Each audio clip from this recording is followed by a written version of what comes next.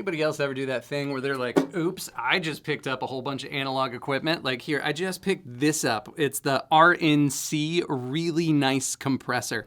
And the thing is I really want to use this really nice compressor with the stuff that I've already recorded in my DAW. So like, how do you get that to go into here and like go back into the, like, how do you get it to all like play nice? Let's talk about it. All right, so let's go ahead and start this whole conversation inside of the DAW, and I've got a session pulled up. We're going to be working on a lead vocal today, so let's listen to the lead vocal real quick. Wandering road and setting suns take us back from where we've come. Fantastic. It sounds great. It just sounds like it needs a little compression, right? Great news. We've got that really nice compressor we're going to send it to. So first things first, we got to think about signal path. Where's the signal coming from? Where is the signal going to? Just like we talked about with the analog signal flow, this is just the digital version. So currently, this lead vocal is going out of our stereo outputs. So the question is how do we get it out of a different output? So let's go ahead and go into our studio audio connections. This brings up something that we call the I/O, which stands for inputs and outputs, right?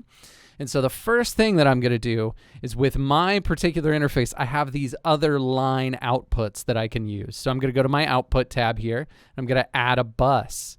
And I'm going to do a mono bus because I'm working with a mono track, a mono vocal. And I'm going to call this bus line out 3.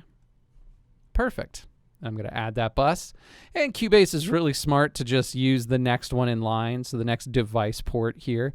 So, of course, I also have analog outputs 5 and 6. I've got other ADAT, everything like that. I could choose anything, right? But I'm choosing analog output 3. And so now what we're going to do is we're going to take that same lead vocal, and instead of sending it to our stereo outputs, which is our left and right speakers, I'm going to go down here to line output 3. And so now we need to send that signal to the compressor. Let's do that. All right, so now that I've got my vocal coming out of line output number 3, I've got to send it to my compressor, which is input number 4 right down here. So thankfully, I do have a good cable for this. I've got a TRS to an XLR male. So we're going to take line output number 3, and we're going to send that to our input, which is number 4 on the lunchbox, and the input's down here on the bottom. Then what we're going to do is we're going to take our XLR output right here, so the line output from number 4, and we're going to take our XLR cable, and like magic, we're just going to plug it into the, oh, wait, nope, we just messed up. Okay, look, the reason why you don't want to do it this way, where you're plugging a microphone cable into a microphone input on your interface, is because you are always going to be engaging that little preamp. So if you've spent all this time, like you recorded through a nice preamp and now you've got it really well recorded in your DAW, you're sending it out of your DAW and your really nice converters into this really nice compressor, and then you're sending it into this little interface preamp. Like, it's always going to be adding some level of gain. And so the coloration or degradation that these little beginner interface preamps can introduce is not always ideal. So what you want to do, unplug that. And I'm going to get out of the shot so it can focus on this here, but we've got other options for plugging this in. You see where it says insert, send, and return? We want to send the signal to the returns of that insert. Reason being, it will bypass those built-in preamps for that beginner interface. All right, now that we've got the right cable for the whole situation here, I've got a TRS XLR female.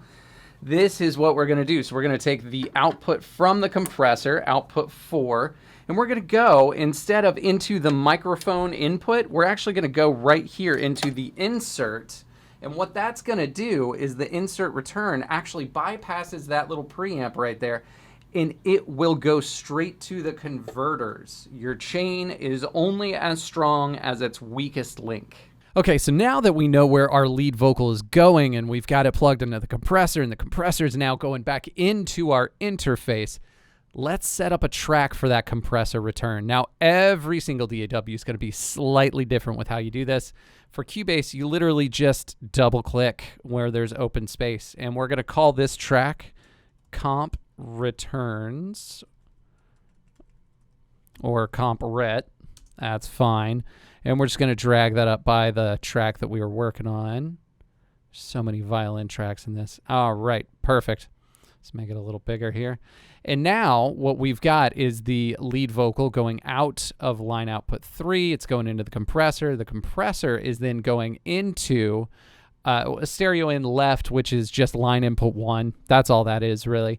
And then that's going out of stereo out. Perfect. There we go.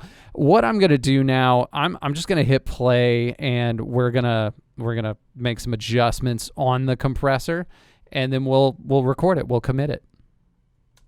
Winding road and setting sun. Bring down thresholds. Take us back from where we've come. It's a really fast release. Let's slow that see down. This love become a memory. That's good. Broken wings won't get me far. Just the backseat of this car. And Awesome. Okay, I really like that sound. Honestly, I am not really wanting to mess with it too much because that sound just sounds good. So I'm going to hit play and record at the same time. And that is actually what's going to commit these compression settings on a recorded track. So let's listen. winding road and setting suns take us back from where we've come. And I don't want to see this love become a memory. That sounds so good.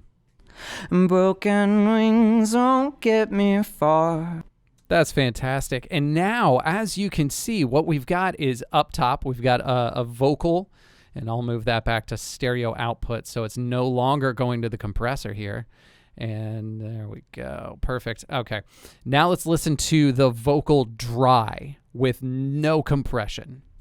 Winding road and setting suns take us back from where we've come. Sounds good, right? And now let's listen to the compressed. And I don't want to see this love become a memory. Look, if you can do that, if you can send signal out of your DAW, out of your interface, into a compressor and back into your interface, and then into your DAW, you can do that with anything. It doesn't have to just be EQs and compressors and kind of the classic fun studio stuff. Like, I even had a chance where I sent a vocal through this really cheap fuzz guitar pedal, and it really added in a cool effect. I've sent a vocal out to a 4-track cassette tape recorder.